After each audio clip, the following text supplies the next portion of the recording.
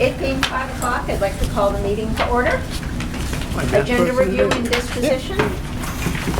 All set, Madam Chair. The minutes of November 17th. Any corrections, amendments? And the Year and the other one. vote at the end of the meeting on nominations, So those would be in non-public? non-public. I think it should say the attached slate of winter coaches, and that we should attach a copy of them, so that anyone looking at it will know who the heck we approved. Okay. Well, yeah, we're all set. Does that, Be a lot. oh, okay. I will take, Oh. I'll get a hold of Michelle and ask her to do that.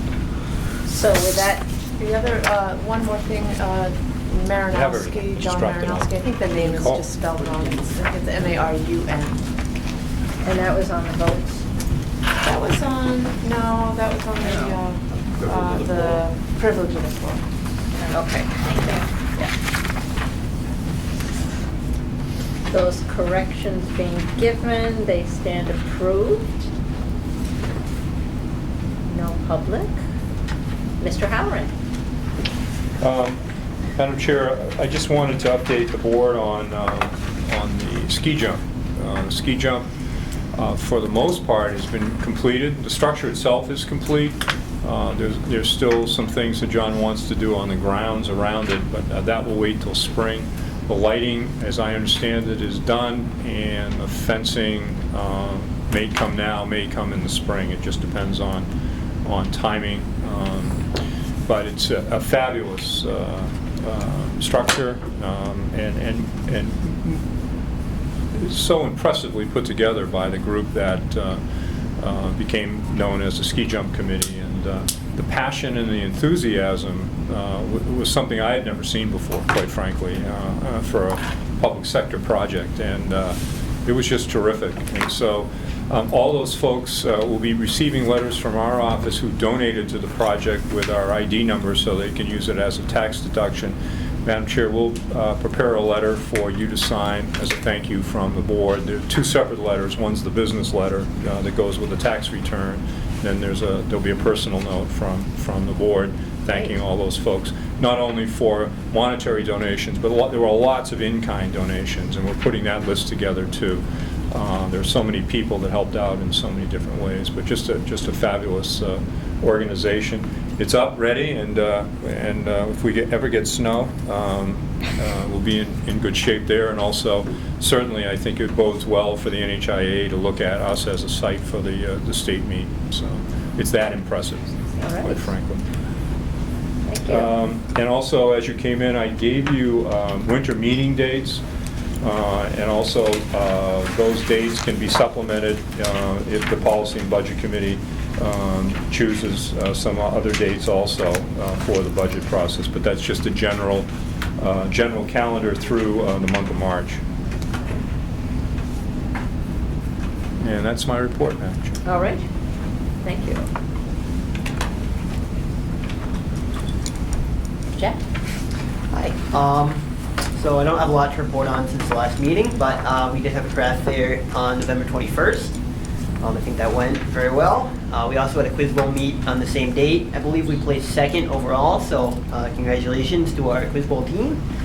And then we have another one of those on December the 5th, or the 5th, the 5th, Friday. So it's going to be good. All the winter sports have started as of today, so going well there. We have a National Technical Honor Society induction ceremony tonight at 10 p.m. With Wait, at what, 10? 6. Okay, you know what? I thought it was 10 for some reason, but 6 p.m. with alum Rebecca Tower speaking. So congratulations to all of our new National Technical Honor Society members. We also, the National Honor Society applications all went out yesterday, so we should have applications submitted by the 16th. Also, today we had a presentation about the New Hampshire heroin epidemic by Manchester Fire EMS officer Chris Hickey and Lincoln Police Sergeant Jeff Meyer today. And that was about the reality and dangers of heroin use in New Hampshire, basically, in response to things that have been going on in Manchester recently. So that went well, but I think that's all I have to report. Thank you. All right, thank you. Mr. Parsons? Jack stole my thunder most. I did have an opportunity through Mr. Halloran's SAC meetings prior to the Thanksgiving Day break. I met with all the principals at the elementary school, and we are having a full presentation on a cyberbullying that will be held here on the 16th, December 16th. The elementary schools, they're ranging anywhere from 5 to 8, depending on that school's need. They will be in the morning. I don't know the exact time, Mark, for the elementary school. I think somewhere between 9 and quarter to 10. But the high school will have our presentation in the afternoon. And we're really hoping for a big turnout from the parents. And I hope a lot of people are watching in regards with John does a wonderful job in his presentation. And he does a parent presentation, and we'll be doing a separate mailing, and I will be doing a pen alert to the high school, and I'm sure my colleagues in the elementary schools will be doing the same. So if you do have some free time anywhere in that time frame, I'll make sure I get you the date, the times. But there's a morning one with the elementary school, an afternoon one with the high school, and then an evening presentation for the parents. The parents' presentation will take place in the auditorium. I'll be doing the presentation for the kids in the gymnasium. Thank you, Madam Chair. Any questions? Christmas concert, I saw we got an email on that, but what is the date? It's the 15th. 15th. And it's at 7 o'clock, and he's really doing some challenging pieces. I know one of the pieces he sent out to you, and he would really love to see as many people there as possible. That's always a great concert. Yeah, the kids they are working on some challenging pieces. I think the holiday parade too, Jack, is this Saturday? I have no idea, but Okay. that sounds right. It is. I saw they've been running around the parking lot. Yes, I've they been have. seeing. Yeah. So hopefully the weather cooperates for them this year. All right, thank you. Committees, the next meeting for Facilities Policy Budget Program and Staffing is December 14th, starting at 5 o'clock. SCC, anything? I think it's January 2nd. Okay, January 2nd. It is. I'm sorry, Ross. Yeah, on that budget committee, I have to defer to Mark on this because that's awfully late to be getting started for, at the committee level, if there's anything significant we're gonna have to do, so. That's just that's the next scheduled meeting. You can do anything you want prior to that. Maybe I'll talk with the chairperson and see about if we need to schedule a meeting ahead of that. I haven't had a chance to look at the budget yet, so I don't know what we're talking about. Okay. Yeah. Increases, decreases, check yet. Because we have to go before the public on 5th of January. Mhm. And we've got Christmas and vacations and All right, why don't we set a few dates? now. Let folks know. May as well, I agree with We you. can I always think- cancel them if we don't want to. Yeah, but well, we've got everyone here and the TV. The next Tuesday would be the 8th. We want to try and do it on a night that most of us have already set aside for school board. We could do that at 5 o'clock. Does that work for people? You do? All right, so let's set the next meeting for Tuesday, the 8th at 5, Okay. and then the following Monday, Following Monday, the the 14th. 14th, at 5:15. And then the next one, for Tuesday, would be the 22nd, which is getting awfully close to Christmas. And when does the school close? That day. 21st. That day?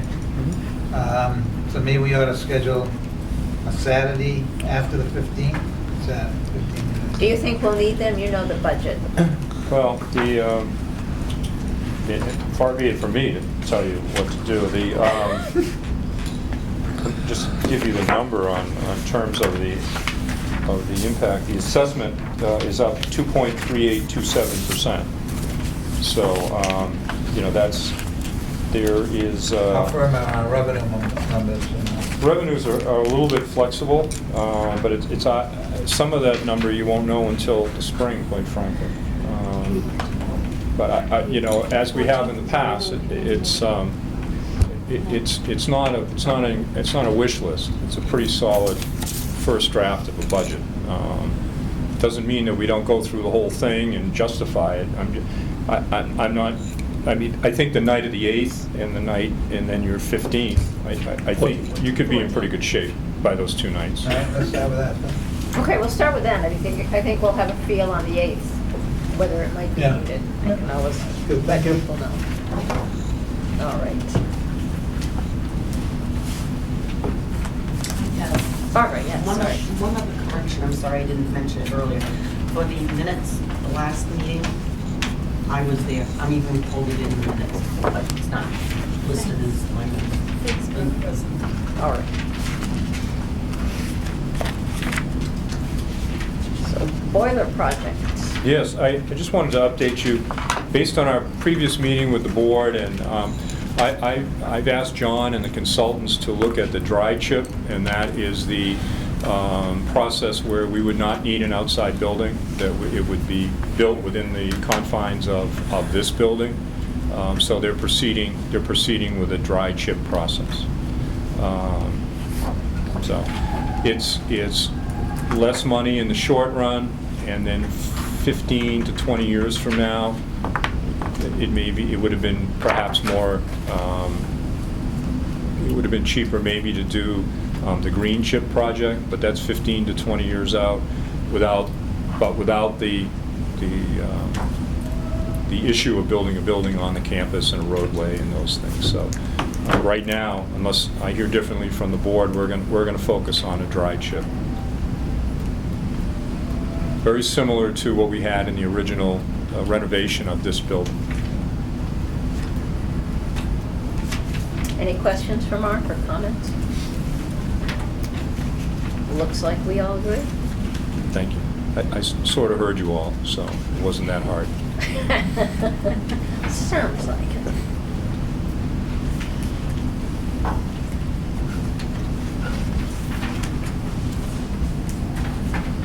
So the budget. Yes. Just give you a brief introduction to the budget, and Mr. Parsons and I'd be happy to answer any questions you may have.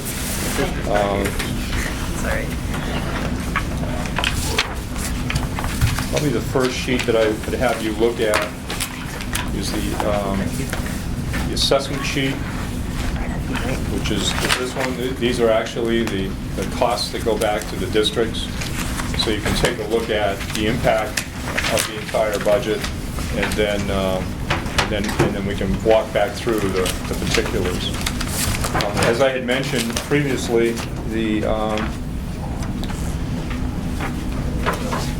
assessment would go from 11.9 million to 12.1 million. That's up $283,808. You can see that at the bottom quarter of the page. And the assessment increase is 2.3827%. And you can see the impact to the towns. It ranges from, dollar-wise, it ranges from Holderness, an extra $88,000, to Rumney, minus $4,292. So that's the range and the change of assessment. And then down underneath, you can see the impact of adequacy. And we're projected to get $2.39 million from the state of New Hampshire in adequacy, ranging from a little bit over $1 million to the town of Plymouth, down to $146,000 to Wentworth. So the final assessment being $9,800,000. And then you can see the impact on the tax rates, ranging from a projected up 24 cents per thousand in Holderness to minus 20 cents per thousand in Wentworth, and a little bit of everything in between. In terms, and I know if you look up under equalized valuation and you see the impact on Holderness, you can see the value of the equalized valuation in Holderness as compared to the other communities. That's what's driving those increases. And on the equalized valuation side of it, Of the 50% side of it, Holderness is carrying 31%. I mean, that's the bank. Their property wealth dwarfs the rest of the members of the district. And in terms of ADM, Plymouth with about 30% of the students here in the high school, down to about 3.5% from Wentworth. So that's the assessment page. That's the dollars. That's the kids. That's the formula. And as cuts would be made, it's not a direct cut to individual towns. It's based on the percentage of the equation for each community. Take it to the next page, which is the FTEs. And this is where we show you the enrollment. We're estimating 688 students with this budget. Right now, our enrollment is 686. As you go down through, you can see from 40.6 were budgeted for last year, 39.8 for this year. Actually, this year, we are staffed with 38.8 FTEs in the 1100 account. As you remember, we had a RIF and a non-renewal in the 1100 account, and we didn't fill those positions. So we're at 38.8, and we're proposing to go to 39.8. We're adding one, and that position would be taking a current math teacher and putting him into a STEM, graphic arts, all the tech program, all the things that the kids are, right now they're boxed out of because Jay Fogarty teaches a lot of that, and he's the only teacher that has that. And then we would be hiring a new math person to take that person's place. And the other major increase is in special education. Last year, under SPED, we budgeted 6.2. We're currently at 6.5, and we are projecting 8 special ed teachers. That's up 1.5%. 1.5 person. 1.5 person, excuse me. And as you'll see in this budget, many of the increases are driven by costs in special education.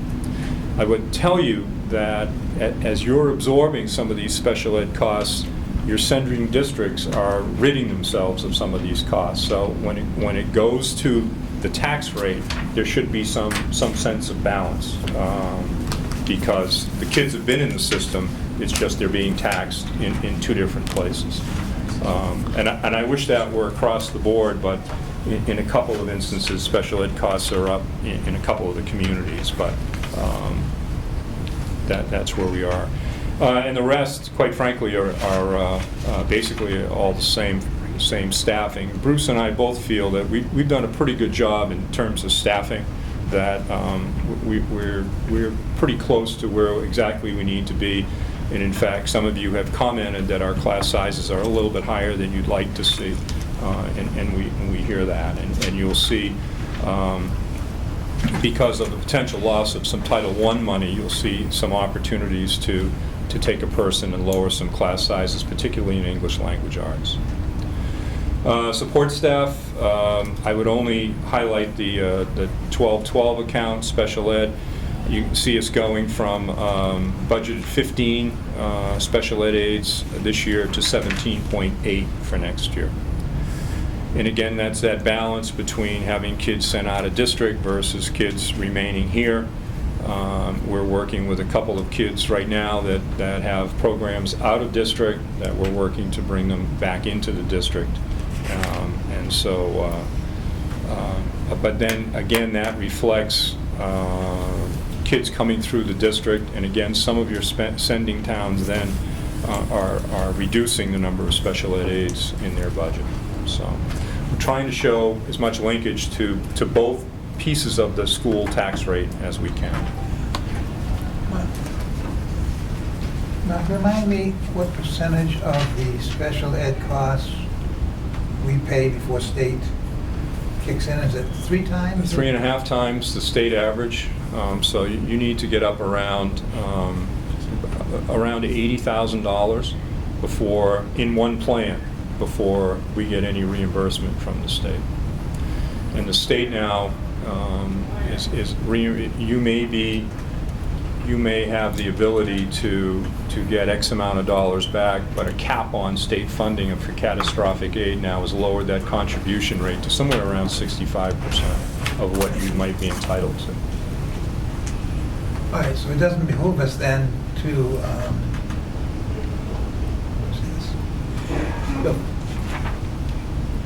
ordinarily, if they were gonna pay 100% above 3.5 times, if our costs in-house were 3.5 times, then there's no financial reason to, maybe very good program reasons, but there's no financial reason to try and keep the child in-house. But if they're only paying 65% above the 3.5, then it skewers the entire question. Thank you. I didn't think that through. There are no questions. That's just the staffing sheet, and it gives you history back to fiscal year 9. And I draw your attention to the enrollment. And when you look at fiscal year 9, we had 803 kids here at the school, and professional staff, we had 77.7 professional staff. Now we're at 688, and we're at 6.4 in this projected budget. So we have reduced along with the enrollment. Let me walk through the revenue sheet for you, which is right here. And we'll get all of this on the website tomorrow morning. Just give the board an opportunity to see it first. Unreserved fund balance at $200,000. That represents the 2 positions that we did not fund this year. That's the base of our unreserved fund balance. Catastrophic aid is up $109,000. That reflects the programs now that have been transferred in and we're paying for this year. As you remember, we went from about $500,000 in special ed costs to $1 million in this existing budget, and it's up right around a little over $1 million for next year. So you see a little bump in catastrophic aid. Equitable ed, that's the numbers that are applied to the towns. Vocational tuition, that's $50,000. That's the money that comes from the state. Medicaid reimbursement is the money that we get for special ed students that are Medicaid eligible that are getting services here, provided their medical services. IDEA is special ed money. It comes from a grant through the SAU office, and that's federal money for special ed programs. Title I, historically we received $175,000. I'm projecting at 0. We are not in compliance. We will not be in compliance next year with the New Hampshire waiver. Right now there's, and we're not the only school district in this position, and right now there's great discussions down at Concord about what is compliance and what isn't compliance and what the timetable is based on the waiver. So if I get more comfortable to at some point that revenue may appear, but this is why I'm not signing. These are 23 assurances that I have to sign, 22 assurances that I have to sign off on under oath. And number 19 is implements a principal and educator support evaluation system aligned with the New Hampshire ESEA flexibility waiver in partnership with teachers and principals of the schools within the LEA. We have that for the principal. We don't have it for the teachers. And so at the moment, I'm not putting any money into that account. And we'll talk a little bit more of that later. But I will tell you what has died a death based on that lack of revenue. If I can find it in my notes. It's on the highlight sheet. The lack of the $175,000. We've actually put technology money into the budget, and you'll see that in a line item. But right now we're not projecting money for summer school, Jumpstart, Read 180. due to the funding being at risk. So those are the programs that potentially could be cut. And certainly, we would look at the faculty also.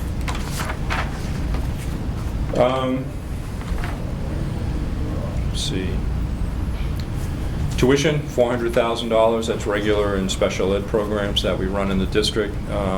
Vocational tuition, you see the $25,000. That's the money that comes from Newfound for their share of tuition.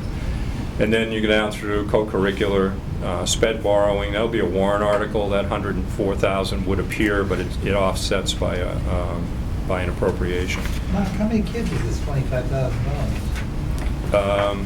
Probably about 12, 13 kids now. Not even. Yeah. Numbers really gone low.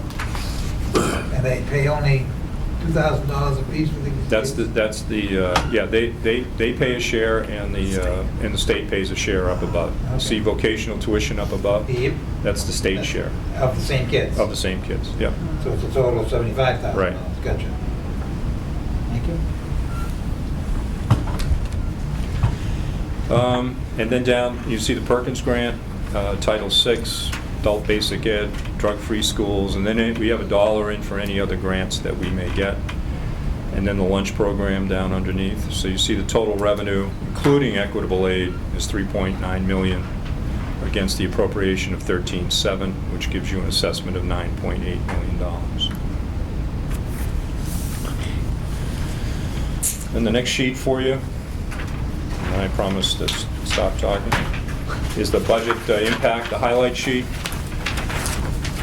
And on those lines, you will see what sort of the highlights are in terms of dollars.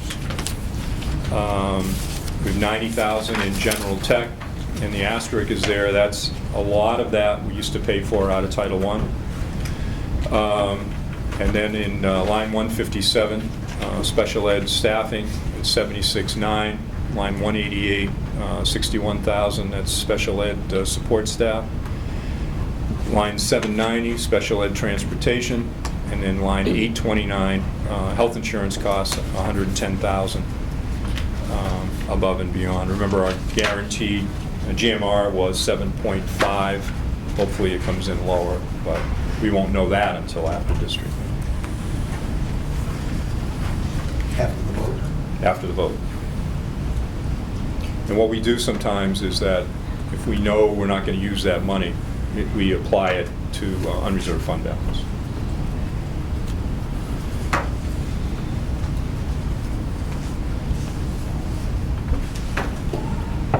So rather than go pencil by pencil and line by line, that's that general overview, and then I would leave it to the budget committee and the board as to how you want to proceed through here. But what Bruce and I think we have done is put together a pretty solid foundation for you. Are there lines we can talk about? Absolutely. And there are programs that you absolutely can talk about. But we're not starting from 20% above where we were, and there are no wish lists in here. All right. So if people would review the budget line by line if they'd like, and we'll discuss next Tuesday, the 8th. That'd be great. Any questions for Mark right now? You're welcome, Ross. All right. Any other?